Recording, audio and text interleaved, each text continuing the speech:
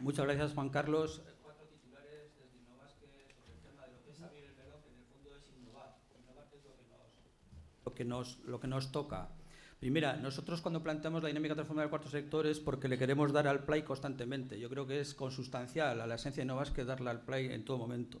Segundo, porque nos toca estar precisamente en espacios fronterizos. Hablaba de fronteras. Nos toca indagar en esos espacios, abrirlos y pensar que ya hay mucha gente, muchas personas y muchas organizaciones que están funcionando en esas claves.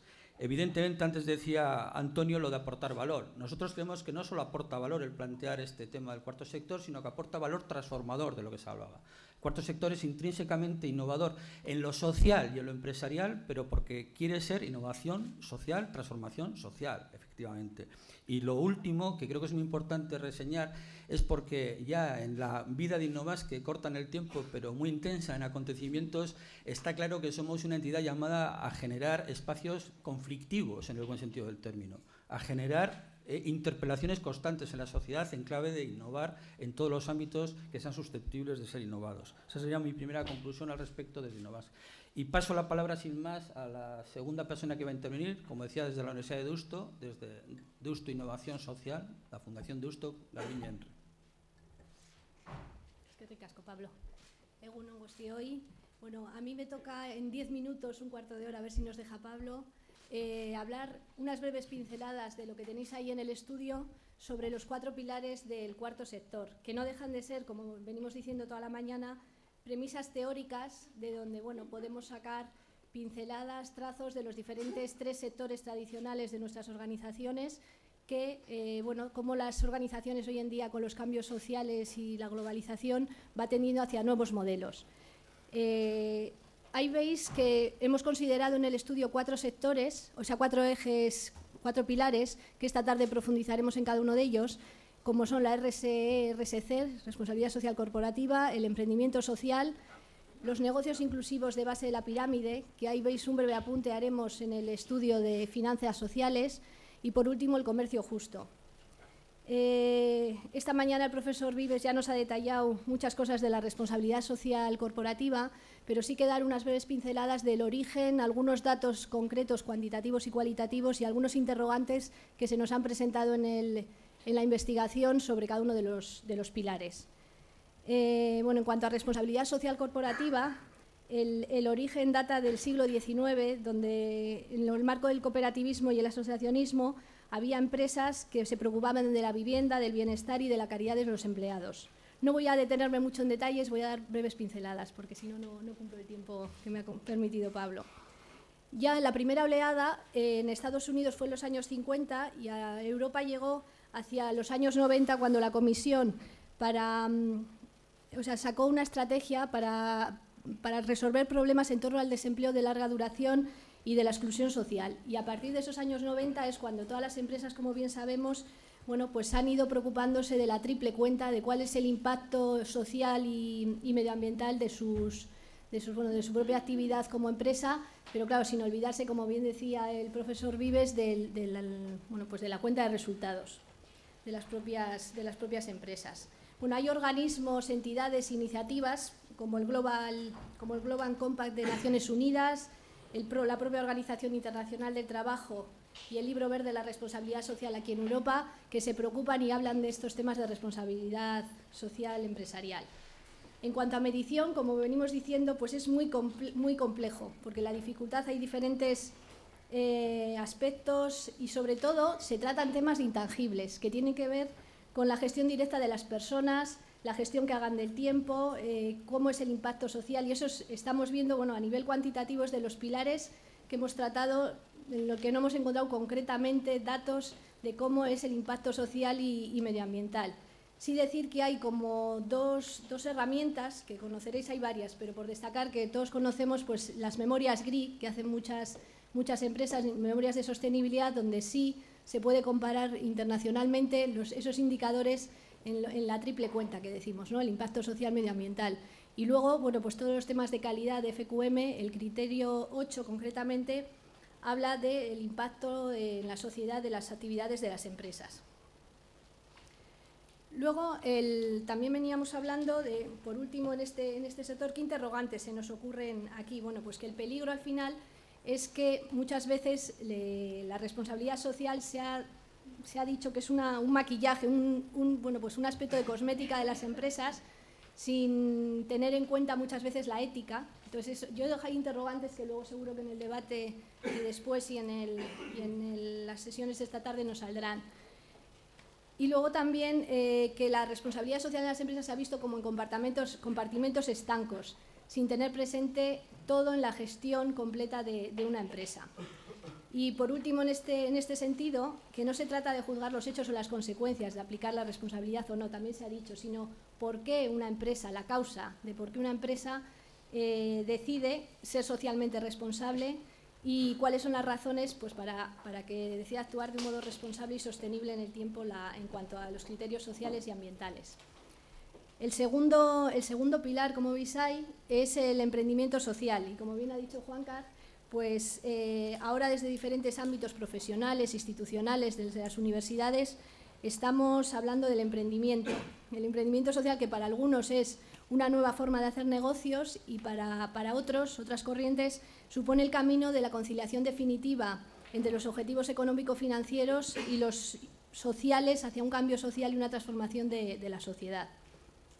Bueno, aquí el emprendizaje en idiomas como no me voy a atrever a pronunciarlo ni en francés ni en alemán, pero significa literalmente afrontar, ¿no? Y como bien decía Juancar, pues muchas veces el emprendimiento se dice bueno, en el siglo XVI ya se decía que eran aquellos exploradores que trabajaban en la milicia francesa contratados para trabajos peligrosos o arriesgados. Entonces, cuando hablamos de emprendimiento siempre hablamos de personas concretas y la tendencia va hacia que no sea solo individualista, sino que, bueno, que sea una forma de hacer las cosas, ¿no?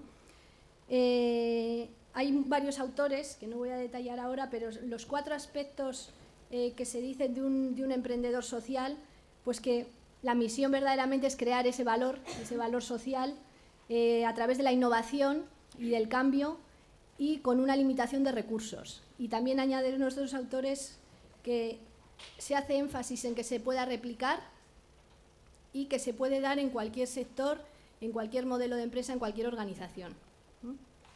Y siempre la rentabilidad económica debe estar condicionada a la rentabilidad social, que es lo que decíamos antes, que por eso puede ser un modelo de cuarto sector. En cuanto a datos, hay un proyecto de Global Entrepreneurship Monitoring que se implementó en el 2009 y decía que el emprendedor social, el punto de partida, bueno, para nivel internacional se podía comparar y simplemente que tiene una ligera correlación positiva entre el desarrollo de los países y el emprendimiento social. Por dar algún dato, en el Estado español el 0,53% de la población adulta es el que se involucra en una iniciativa emprendedora socialmente, cuando en Dinamarca es el 5,4% de la población adulta. Sobre todo se da en las fases embrionarias de un negocio, porque se ve que luego al medirlo en el tiempo, bueno, pues la sostenibilidad de los negocios es lo que más preocupa. Entonces, aquí hay como 2 versiones, la positiva, que tiene una buena acogida en cuanto a cumplir necesidades y a cubrir necesidades sociales, y por otra, las dificultades de supervivencia de este tipo de iniciativas. Entonces aún es prematuro porque este estudio es muy joven, ¿no? Tiene apenas 3 años. Entonces, bueno, cuando veamos el tiempo, el melón y vaya pasando, pues ya veremos dónde llegamos con el emprendimiento social, ¿no? Que cada vez está tomando más liderazgo. Interrogantes al final, lo que decíamos de crear valor social es lo importante de estas iniciativas y son las personas las que lideran dicha actividad. Por eso, al final, el verdadero reto es la sostenibilidad en el tiempo de este tipo de negocios que buscan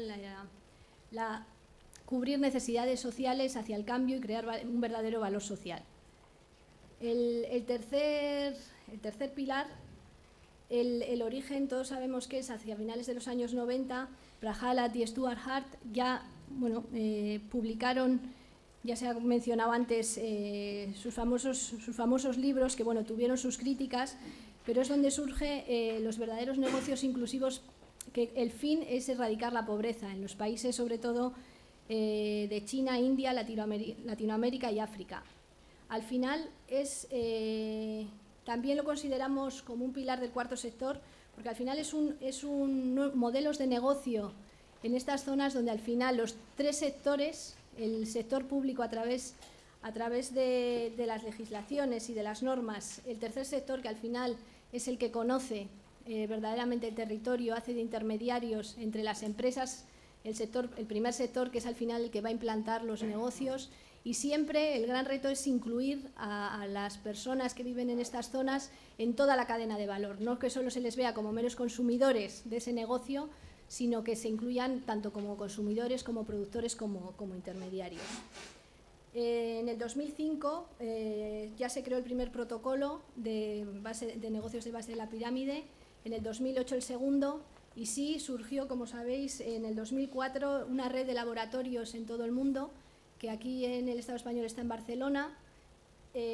Participan 40 personas expertas en el ámbito económico y estrategia empresarial. Y bueno, lo importante sí se señala que es la preparación sobre el terreno, es estar allí, el proceso preparatorio y luego el escalonamiento de este propio negocio. Y como decimos, la importancia es de que en ese tipo de zonas, en Latinoamérica, sobre todo en la India y en China y en África, son unos mercados emergentes. Perdonad porque tengo la garganta que me estoy entragantando con el calor.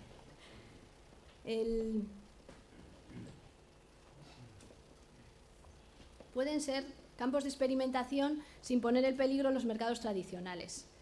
Entonces, al final, el objetivo último, que era la erradicación de la pobreza, se puede convertir en otro tipo de negocios donde también tenga la sostenibilidad económica, pero a la vez se cubra las necesidades de estas personas que cobran menos de 8 euros diarios de media.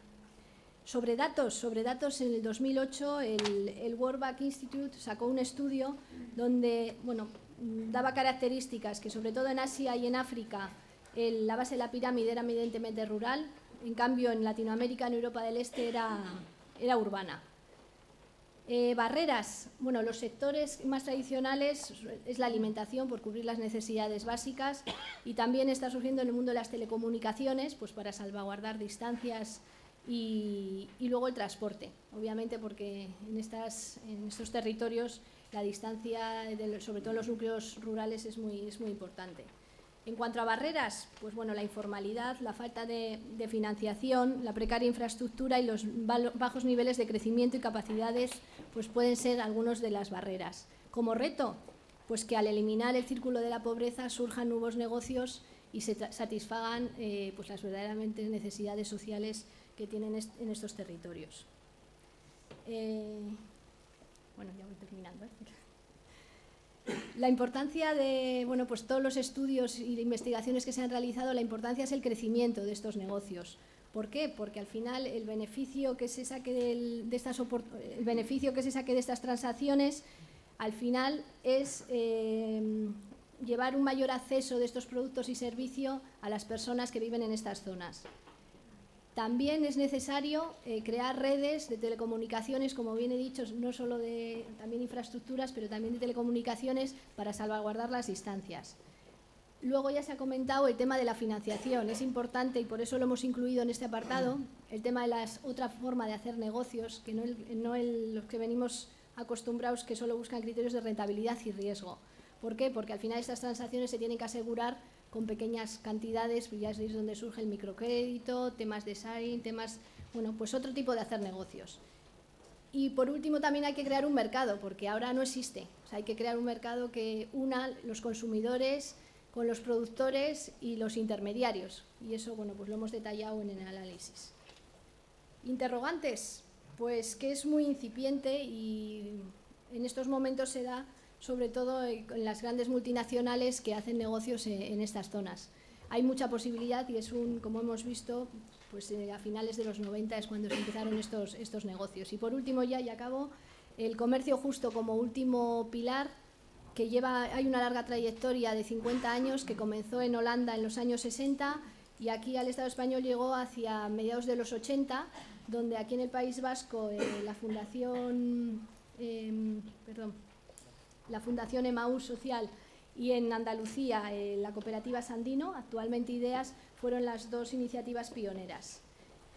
Por último, las cifras que podemos sacar, hemos sacado un estudio del 2009 donde en el 2007, que fue el pico del comercio justo, luego ya ha venido la crisis y ha bajado estas cifras, era en torno a 17 millones de euros, de los cuales la CAP solo aportábamos el 8% del total de ventas, cuando comunidades como Cataluña y Madrid aportaban el 20%.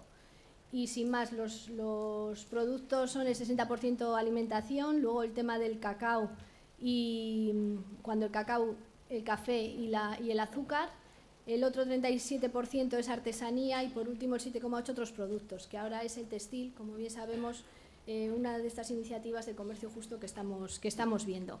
Y yo me quedo aquí por no dar más datos, que si no me paso de tiempo. Gracias.